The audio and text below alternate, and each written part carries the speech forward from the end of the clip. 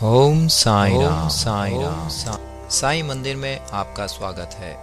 साईं बाबा के परम आशीर्वाद से आपके सम्मुख forum.spiritualindia.org लेकर आए हैं हिंदी भाषा में साईं सचरित्र। हम आशा करते हैं कि बाबा की दया दृष्टि हम सभी पर बनी रहे और उनका स्नेह हम सबको प्राप्त होता रहे। ओम साई राम साई राम। अध्याय 8 मानव जन्म का महत्व, श्री साईं बाबा की भिक्षावृत्ति, बायजाबाई की सेवा शुश्रूषा, श्री साईं बाबा का शयन कक्ष, खुशहाल चंद पर प्रेम। जैसा कि गत अध्याय में कहा गया है, अब श्री हेमांड पंत मानव जन्म की महत्वता को विस्तृत रूप से समझाते हैं। श्री साईं बाबा किस प्रकार भिक्षा उपार्जन करते थे, बायजाबाई उनकी किस प्रकार सेवा शुश्रूषा करती थी, वे मस्जिद में तात्या कोते और म्हालसापति के साथ किस प्रकार शयन करते थे तथा खुशहाल चंद पर उनका कैसा स्नेह था, उसका आगे वर्णन किया जाएगा। मानव जन्म का महत्व। इस विचित्र संसार में ईश्वर ने लाखों प्राणियों, हिंदू शास्त्र के अनुसार 84 लाख योनियों को उत्पन्न किया है, जिनमें देव, दानव, गंधर्व, जीव जंतु और मनुष्य आदि सम्मिलित हैं, जो स्वर्ग, नर्क, पृथ्वी, समुद्र तथा आकाश में निवास करते और भिन्न भिन्न धर्मों का पालन करते हैं। इन प्राणियों में जितना पुण्य प्रबल है, वे स्वर्ग में निवास करते हैं और अपने सत्कृत्यों का फल भोगते हैं। पुण्य के क्षीण होते ही वे फिर निम्न स्तर पर आ जाते हैं और वे प्राणी जिन्होंने पाप या दुष्कर्म किए हैं, नरक को जाते हैं और अपने कुकर्मों का फल भोगते हैं। जब उनके पाप और पुण्यों का समन्वय हो जाता है, तब उन्हें मानव जन्म और मोक्ष प्राप्त करने का अवसर प्राप्त होता है। जब पाप और पुण्य दोनों नष्ट हो जाते हैं, तब वे मुक्त हो जाते हैं। अपने कर्म तथा प्रारब्ध के अनुसार ही आत्माएं जन्म लेती या काया प्रवेश करती हैं। मनुष्य शरीर अनमोल। यह सत्य है कि समस्त प्राणियों में 4 बातें एक समान हैं: आहार, निद्रा, भय और मैथुन।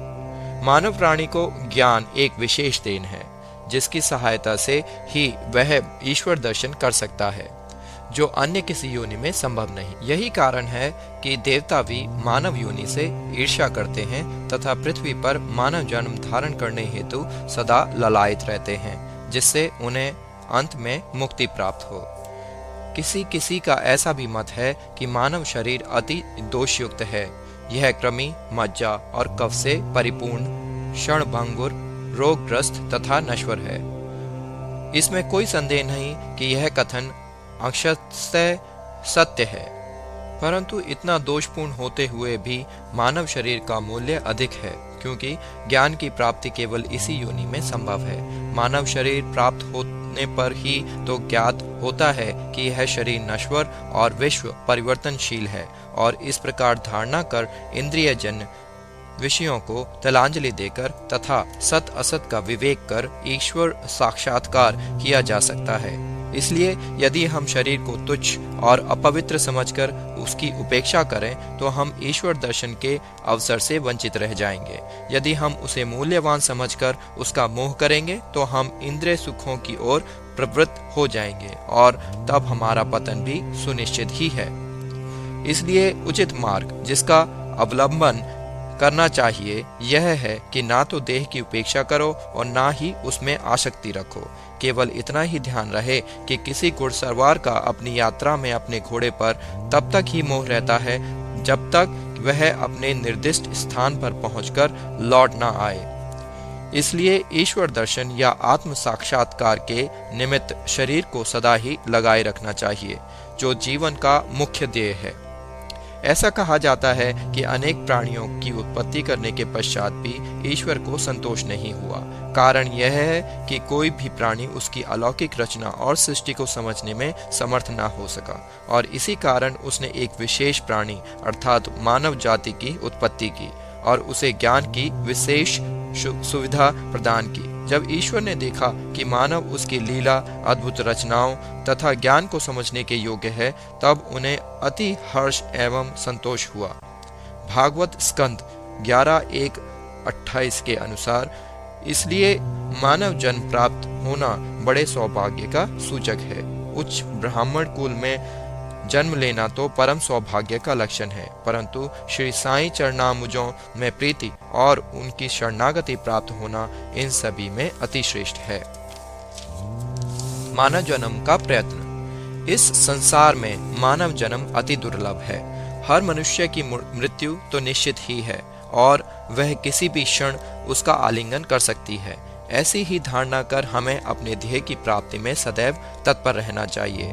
जिस प्रकार खोए हुए राजकुमार की खोज में राजा प्रत्येक संभव उपाय प्रयोग में लाता है, इसी प्रकार किंचित मात्र भी विलंब ना कर हमें अपने अभिष्ट की सिद्धि के हेतु शीघ्रता करनी ही सर्वथा उचित है।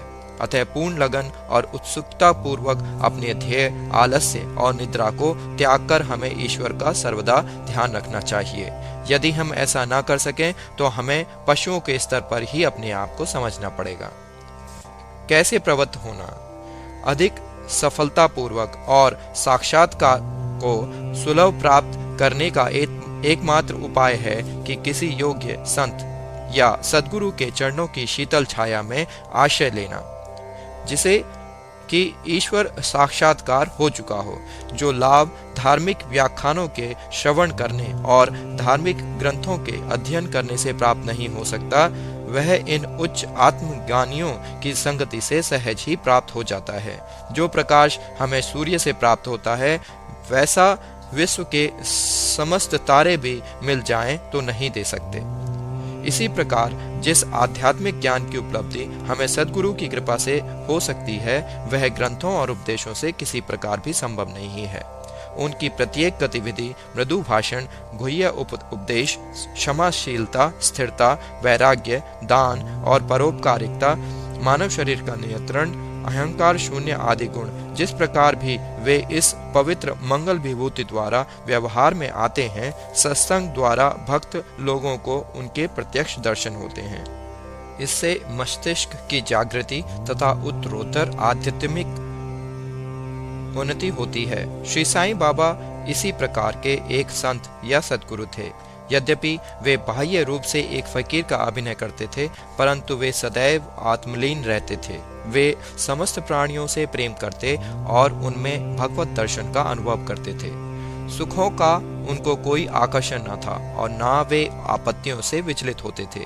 उनके लिए अमीर और फकीर दोनों ही एक समान थे। जिनकी केवल कृपा से भिखारी भी राजा बन सकता था, वे शिरडी में द्वार द्वार घूमकर भिक्षा उपार्जन किया करते थे। यह कार्य वे इस प्रकार करते थे। बाबा की भिक्षावृत्ति।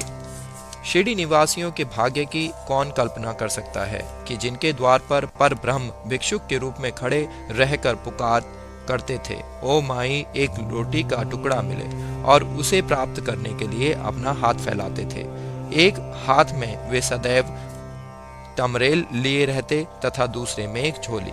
कुछ घरों में तो वे प्रतिदिन ही जाते और किसी किसी के द्वार पर केवल फेरी ही लगाते थे। वे साग, दूध तथा छाछ आदि पदार्थ तो 3 पाट में लेते तथा भात व रोटी आदि अन्य सूखी वस्तुएं झोली में डाल लेते थे। बाबा की जीवा को कोई स्वाद रुचि न थी, क्योंकि उन्होंने उसे अपने वश में कर लिया था। इसलिए वे भिन्न भिन्न वस्तुओं के स्वाद की चिंता क्यों करते। जो कुछ भी भिक्षा से उन्हें मिल जाता था, उसे ही वे मिश्रित कर संतोष पूर्वक ग्रहण करते थे। अमुक पदार्थ स्वादिष्ट है या नहीं, बाबा ने इस ओर कभी ध्यान ही नहीं दिया, मानो उनकी जिह्वा में स्वाद का बोध ही न हो। वे केवल माध्यान्ह तक ही भिक्षा उपार्जन करते थे। यह कार्य बहुत अनियमित था। किसी दिन तो वे छोटी सी ही फेरी लगाते थे तथा किसी दिन 12 बजे तक वे एकत्रित भोजन एक कुंडी में डाल देते, जहां कुत्ते, बिल्लियां, कौवे आदि स्वतंत्रता पूर्वक भोजन करते थे। बाबा ने उन्हें कभी नहीं भगाया। एक स्त्री भी जो मस्जिद में झाड़ू लगाया करती थी, रोटी के 10-12 टुकड़े उठाकर अपने घर ले जाती थी, परंतु किसी ने कभी उसे नहीं रोका। जिन्होंने स्वप्न में भी बिल्लियों और कुत्तों को कभी दुत्कार कर नहीं भगाया, वे भला निसहाय गरीबों को रोटी के कुछ टुकड़ों को उठाने से क्यों कर रोकते। ऐसे महान पुरुष का जीवन धन्य है। शिरडी वासी तो पहले उन्हें केवल एक पागल ही समझते थे और वे शिरडी में इसी नाम से विख्यात भी हो गए थे। जो भिक्षा के कुछ टुकड़ों पर निर्वाह करता हो, भला उसका कोई आदर कैसे करता? परंतु ये तो उदार हृदय, त्यागी और धर्मात्मा थे। यद्यपि वे बाहर से चंचल और अशांत प्रतीत होते थे, परंतु अंतःकरण से दृढ़ और गंभीर थे।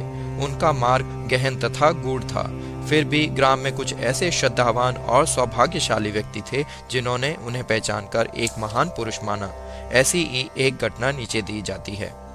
बाईजाबाई की सेवा। तात्या कोते की माँ, जिनका नाम बाईजाबाई था, दोपहर के समय एक टोकरी में रोटी और भाजी लेकर जंगल को जाया करती थीं। वे जंगल में कोसों दूर जाती और बाबा को ढूंढकर उनके चरण पकड़ती थीं। बाबा तो शांत और ध्यान मग्न बैठे रहते थे। वे एक पत्तल बिछाकर उस पर सब प्रकार के व्यंजन आदि जैसे रोटी, साग आदि परोसती और बाबा से भोजन कर लेने के लिए आग्रह करती। उनकी सेवा तथा श्रद्धा की रीति बड़ी ही विलक्षण थी।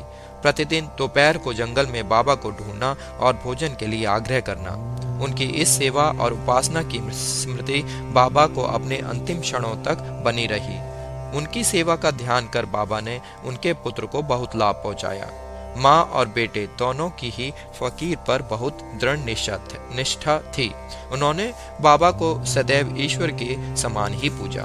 बाबा उनसे कभी कभी कहा करते थे कि फकीरी ही सच्ची अमीरी है, इसका कोई अंत नहीं।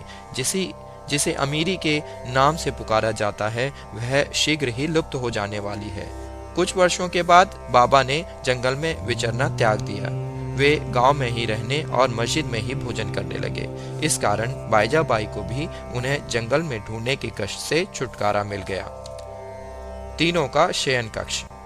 वे संत पुरुष धन्य हैं जिनके हृदय में भगवान वासुदेव सदैव वास करते हैं। वे भक्त भी भाग्यशाली हैं जिन्हें उनका सानिध्य प्राप्त होता है। ऐसे ही दो भाग्यशाली भक्त थे, एक तात्या कोते पाटिल और दो भगत मालसापति। दोनों ने बाबा के सानिध्य का सदैव पूर्ण लाभ उठाया। बाबा दोनों पर एक समान प्रेम रखते थे। ये तीनों महानुभाव मस्जिद में अपने सिर पूर्व, पश्चिम तथा उत्तर की ओर करते और केंद्र में एक दूसरे के पैर मिलाकर शयन किया करते थे। बिस्तर में लेटे लेटे ही वे आधी रात तक प्रेम पूर्वक वार्तालाप और इधर उधर की चर्चाएं किया करते थे। यदि किसी को भी निद्रा आने लगती तो दूसरा उसे जगा देता था। यदि तात्या कराटे लेने लगते तो बाबा शीघ्र ही उठकर उसे हिलाते और सिर पकड़कर जोर से दबाते थे। यदि कहीं वह मालसापति हुए तो उन्हें भी अपनी ओर खींचते और पैरों पर धक्का देकर पीठ थपथपाते थे। इस प्रकार तात्या ने 14 वर्ष तक अपने माता पिता को ग्रह ही पर छोड़कर बाबा के प्रेमवश मस्जिद में निवास किया। कैसे सुहाने दिन थे वे! उनकी क्या कभी विस्मृति हो सकती है? इस प्रेम का क्या कहना। बाबा की कृपा का मूल्य कैसे आंका जा सकता है। पिता की मृत्यु के पश्चात तात्या पर घर बार की जिम्मेदारी आ पड़ी, इसलिए वे अपने घर जाकर रहने लगे। राहता निवासी खुशहाल चंद। शिरडी के गणपत तात्या कोते को बाबा बहुत ही चाहते थे। वे राहता के मारवाड़ी सेठ श्री चंद्रभान को भी बहुत प्यार करते थे। सेठ जी का देहांत होने के उपरांत बाबा उसके भतीजे खुशहाल चंद को भी अधिक प्रेम करते थे। वे उनके कल्याण की दिन रात फिक्र किया करते थे। कभी बैलगाड़ी में तो कभी तांगे में वे अपने अंतरंग मित्रों के साथ राहता को जाया करते थे। ग्रामवासी बाबा के गांव के फाटक पर आते ही उनका अपूर्व स्वागत करते और उन्हें प्रणाम कर बड़ी धूमधाम से गांव में ले जाते थे। खुशहाल चंद बाबा को अपने घर ले जाते और कोमल आसन पर बिठाकर उत्तम सुस्वादु भोजन कराते और आनंद तथा प्रसन्न चित्त से कुछ देर तक वार्तालाप किया करते थे। फिर बाबा सबको आनंदित कर और आशीर्वाद देकर शिरडी वापस लौट आते थे। एक ओर राहता दक्षिण में तथा दूसरी ओर नीम गांव उत्तर में था। उन दोनों ग्रामों के मध्य में शिरडी स्थित है। बाबा अपने जीवन काल में कभी भी इन सीमाओं के पार नहीं गए। उन्होंने कभी रेलगाड़ी नहीं देखी और न कभी उन्होंने प्रवास ही किया, परंतु फिर भी उन्हें सब गाड़ियों के आवागमन का समय ठीक ठीक ज्ञात रहता था। जो भक्तगण बाबा से लौटने की अनुमति मांगते और आदेशानुकूल चलते वे कुशल पूर्वक घर पहुंच जाते थे, परंतु इसके विपरीत जो अवज्ञा करते उन्हें दुर्भाग्य व दुर्घटनाओं का सामना करना पड़ता था। इस विषय से संबंधित घटनाओं और अन्य विषयों का अगले अध्याय में विस्तार पूर्वक वर्णन किया जाएगा। विशेष इस अध्याय के नीचे दी हुई टिप्पणी बाबा के खुशहाल चंद पर प्रेम के संबंध में है। इस प्रकार उन्होंने काका साहेब दीक्षित को राहता जाकर खुशहाल चंद को लिवा लाने को कहा और उसी दोपहर की खुशहाल चंद से स्वप्न में शिरडी आने को कहा। उसका उल्लेख यहाँ नहीं किया गया है क्योंकि इसका वर्णन इस सच्चरित्र के 30वें अध्याय में किया जाएगा। श्री सद्गुरु साईनाथ अर्पणमस्तु। शुभ।